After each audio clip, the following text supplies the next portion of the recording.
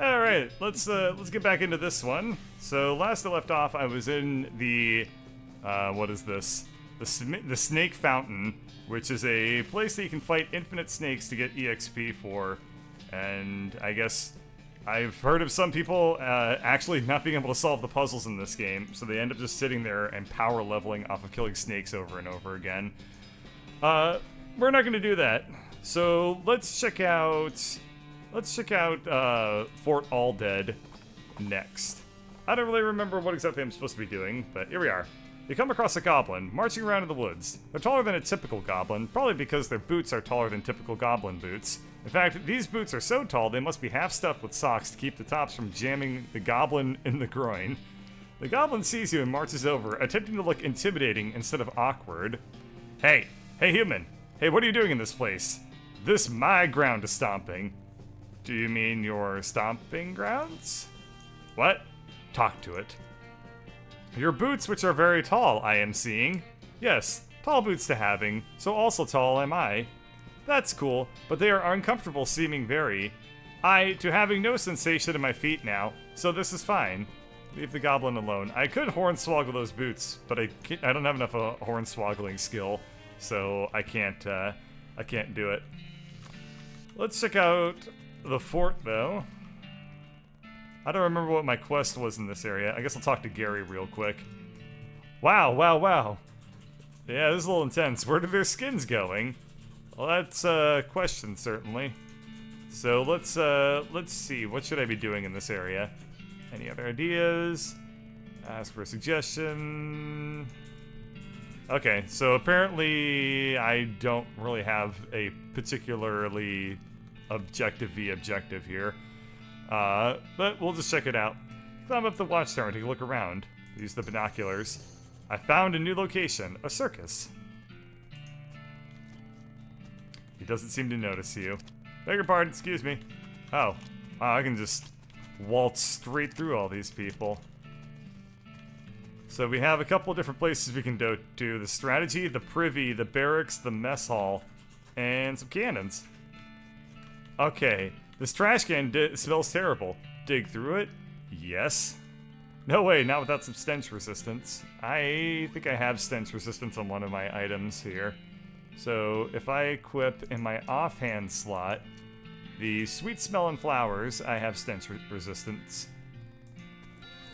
Alright, now I can dig through this thing. I got, oh good, a disgusting old hat. This is a style of cap the army used to issue to soldiers, but doesn't anymore. Some decades hence, it will be lost to history and then reinvented from scratch. Can I equip it? I can. It's worse than my current hat. So we'll just stick with the current derby that I have. Alright, this looks like where the necromancer was. Somebody left their knapsack behind. You find an item, burned scroll. This scroll has mostly been burned beyond legibility, but you can just barely make out something about hellcow energy in between the scorch marks. There's also an evil-looking leather-bound tome. Introductory Nex-Mex. This black-covered book, written in black ink on black paper, is a primer on the arts of southwestern necromancy, otherwise known as Nex-Mex. Gives you the Grinnin' Skull skill. And I'll read this little diary. Seems to have been written by one of the necromancer's cultists. He and several others were reanimating the dead soldiers here on the theory that the best undead army would be a literal undead army. The itch in the plan came when they raised the officers, who decided they weren't going to take orders from a bunch of weirdo civilians. Last entry suggests the author and his cohorts were planning on abandoning their station and reporting back to the necromancer, but the entry ends abruptly in the middle of a sentence. Fascinating.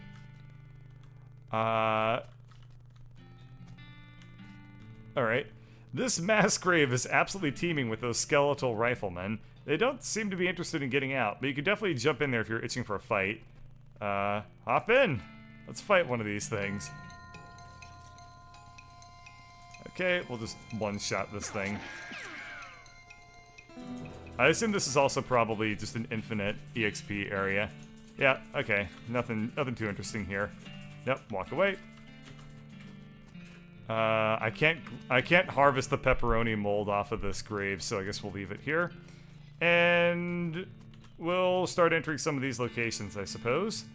I want to be privy to what's going on in the privy. Oh. It's a poop hole. These toilets are all very clean. Flush this one. I gain experience. Oh no, the flush handle is missing. I can't flush that one. I can flush that one though. Okay, so that one, I guess I have a quest for effectively. I need to find the handle for that toilet. Anything in this one? Okay, so there's nothing going on in the strategy, I guess. What about the barracks? I'll pick the footlocker. Chemical bullet. In addition to lead, this bullet is made with a substance that is highly poisonous when it gets into your blood. I guess blood doesn't count. Lock on this footlocker is rusted away. I get military-grade whiskey. The special brand of government whiskey designed for soldiers in the field. It's fortified with all sorts of vitamins and things. It can be used to in a pinch to sterilize, or at least make the victim feel better about a battle wound. Pick this one. Silver bullet. Cool and smooth as a mountain stream, propelled by gunpowder through the flesh of your enemies. Got some needles. And we'll pick this one as well. Bunch of miscellaneous use items. Nothing in here. Okay. You pick up a box at random and read the label. Sugared crickets. Repulsive. Jellied mold. Revolting. Stewed maggots. Dried hair. Candied sand. Oiled dandruff. Ew. Alright, well, I guess I'm not eating food that's meant for skeletons. I don't know what I expected, but there you are. Okay, I bet if I spammed that enough, I might have gotten some sort of secret item, but maybe not. What is this?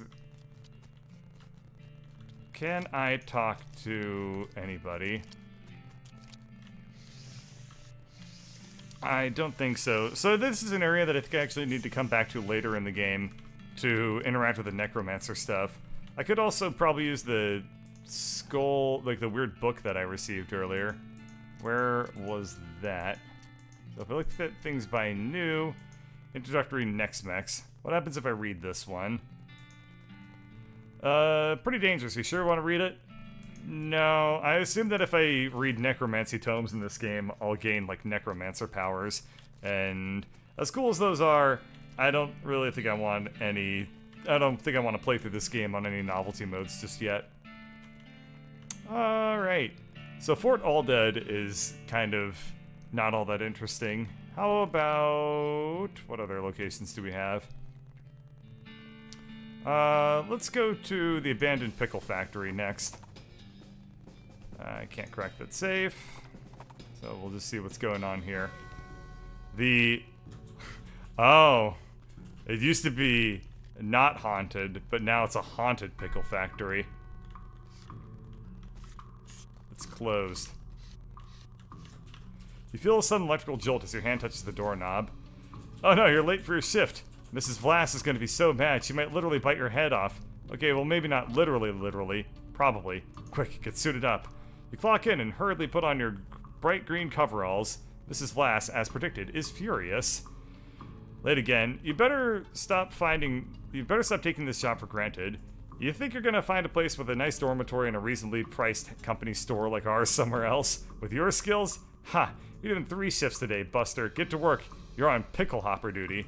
Start your shift. Pickle hopper duty runs you ragged like always. Keeping the hopper filled to a constant flow down the chutes means you're constantly at a near sprint because you have to manage the cuke shunts to keep the levels equal. If you get uneven pickle levels, Mrs. Vlass knows. Nobody knows how she knows, but she knows. A whack from her cane is the minimum you'll get. Damn it, damn it, damn it. At the end of the first 6-hour shift, you get a brief break. You cram a stale cheese sandwich into your mouth while Mrs. Vlass glares at her pocket watch, counting down 3 minutes to the second. Break's over, second shift. You, get over to the salt tank, now. Managing the salt tank isn't as strenuous as the pickle hoppers, but it's still a never-ending tension. The brine concentration has to be constantly monitored and kept at a very specific measurement, which means constant adjustments. Meanwhile, you can feel yourself desiccating from the haze of salt dust that fills the room. If anything in this place kills you, it's probably going to be salt tank duty. White lung is nasty business. Cough on your own time. and get that salinity back to normal. It's supposed to be 976 parts per thousand. How hard is that to remember? 976, idiots. You get another 180-second break before third shift. You spend most of it drinking water. The company doesn't charge for water, but you've heard a rumor they're considering it. Get to the boiler. Boiler duty means shoveling coal into a furnace that runs a giant tank of boiling vinegar. It stings in here. You've tried to work with your eyes closed, but Mrs. Flass screams if you drop any coal on the floor, or if you let the temperature get too low, or too high, or just for no particular reason. At least you're used to the smell of boiling vinegar. In fact, you can't smell anything anymore. 190 degrees, idiot. Not 189, not 191. What do you think we pay you for? You don't really miss your sense of smell, or not coughing all the time. You don't really want anything anymore, except to die. With a gasp, you finally snap out of the horrible hallucination or possession or whatever the hell that was. Jeez, you can feel the sting of vinegar vapor in your eyes. Enter the pickle factory or don't enter the pickle factory. We are definitely going to enter the pickle factory. Oh no! Oh shit! I didn't pay attention to the story, and now it's gonna tell me I'm gonna need to do what it just told me to do. Oh no! Okay, so the cukes and the pickles need to be the same level. I remember that much. It's a factory activation lever. Don't pull it. Okay, we'll go into the cukes room. Oh, there's a ghost over here. I'll put him out of his misery. Oh shit. He's surrounded by ghost pickles. How much health do the ghost pickles have? Oh, these are ghostly flying cucumbers. That's not really as bad. I can probably one-shot the... oh, I need to kill the cucumber before I can attack the ghost here. So we'll kill the cucumber. And then we'll have Gary reproduce. And I am going to get my ass kicked. I am going to get my ass royally kicked. I have no chance to survive. I will just surrender now.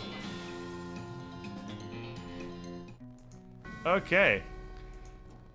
So that was a weirdly difficult fight. I guess I will leave it alone and check out the hoppers? Alright, this indicator is pointing to 13, pointing to 5, and pointing to 15. So the cuke shunt... Okay, here we are. Oh, not useful. If I pull the cuke shunts, that allows me to shunt these into these? Alright, so I need to get these at equal levels, which is going to be nothing short of absolutely nightmarish. How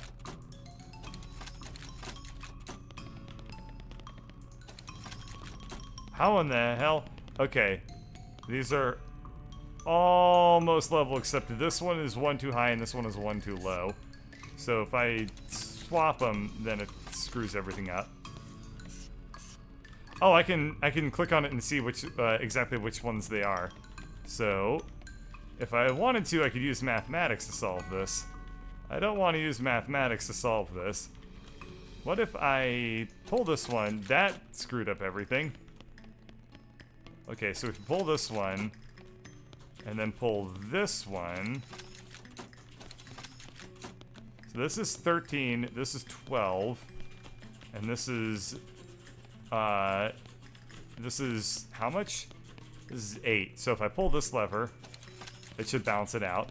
10, 11, no! And 12, ah, no! Let's do this one. Nope. Okay, 12, 10, and 11. If I pull this one, I get 12, 11, and 12. Or no, 10. So if I pull the third lever, that should balance it. It did not work. So this is now at 12, this one's at 11, and this one's at 10. So if I pull the lowest one, I get 12, 10, and 11. Huh.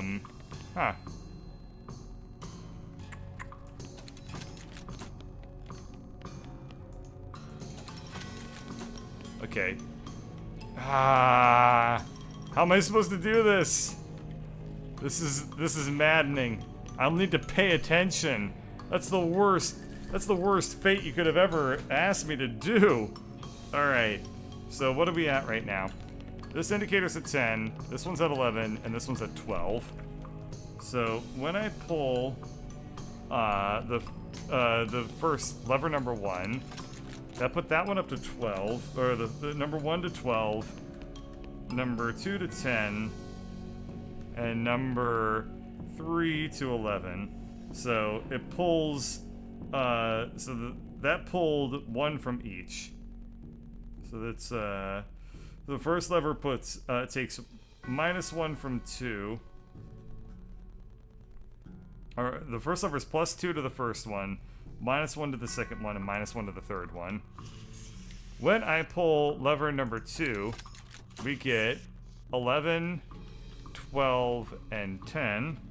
So that is, so the second lever is -1 to the first one, +2 to the middle one, and -1 to the third one. Okay. And then I assume if I do this one, it's -1 to the others and +1 to this one. And just a very quick look confirms that to definitely be the case. So third lever says it's -1, -1, and +2.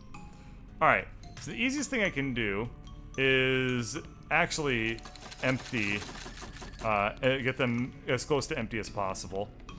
So that will actually even out these two. And then, oh, it didn't even them out. Okay. This one's at 22. Can I pull it again? I cannot. Okay. So,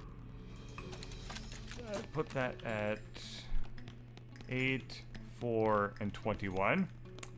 Okay. Here's another thing I'm going to do just to make sure I don't get trolled. So 21 plus 4 is 25, and then we're adding 8 to that. So we have, okay, so that is 30. Always doing basic arithmetic is always fun. So I need to get to 11, 11, 11. I think I probably was able to just intuit that anyway. All right, let's see. I want to try and get these. So this one holds an even amount, or they max out at 22. So we need to get these. If I get these at what's the best way I can do this? Huh. I need to get them into like a certain ratio of each other. How about I do this one? Okay, so we have 9, 8, and 16. So this is currently 2 times the middle one, and then that's 1 less than the third one.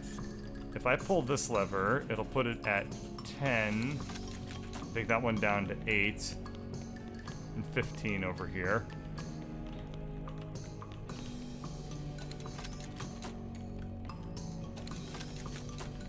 Nine, 11, and 13.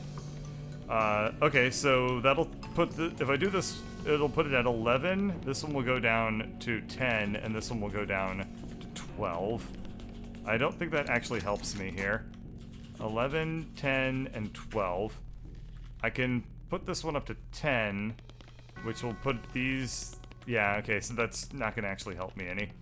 Let's put this one back up to as high as I can. So I have 5 and 6, which is something I had already gotten at some point. If I do if I alternate just, like, grabbing these, then that will raise both of them relatively equally. So I want to get these, like, pretty close to each other. And now now they're close enough that I can probably strategize here. So if we have 10, 9, and 14, I can get this one down to 13. To get this one down to 13, to 11, I need to do 3 lever pulls. In those 3 lever pulls, can I also get these balanced? So I can do 2 lever pulls from this one, which will put this down to 8, and then I do another lever pull, which will get it up to 10, so that's not going to work. If I do a pull of this one, if I do 2 pulls of this one, that'll put that one down too low. So let's put this one up a little bit. Okay, now I have 4 pulls that I can do this in. If I do 3 pulls of this lever, that will put this down to 13, and then I have another 2 pulls. This will be down to 8. Shit.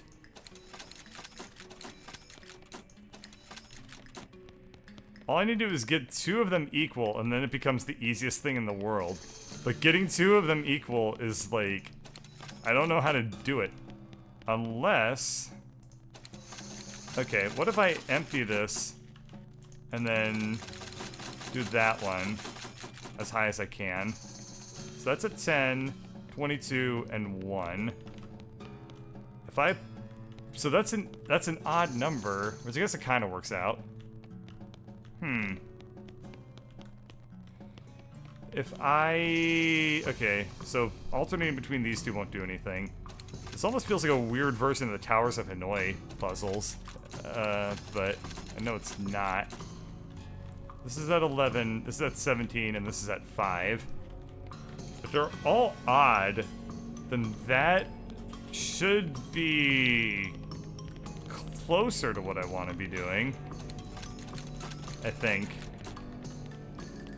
Okay, 14 and 8. And that one's at 11. So if I get, okay, I think I'm almost there actually now. So this is 11 and this is 14. If I do a pull from this one, then this is at 13 and this is at 10. So this is, damn it. Okay, this is 2 pulls away from where I want it to be. This is 1 pull. But I can even it out by pulling from that. So that's a 12, 12, and 9. 2 of them are equal. 2 of them are equal. I've done the puzzle. Boom. 11, 11, 11. Nailed it. Haha! Alright, we'll solve the rest of this puzzle next time. So, thanks for watching.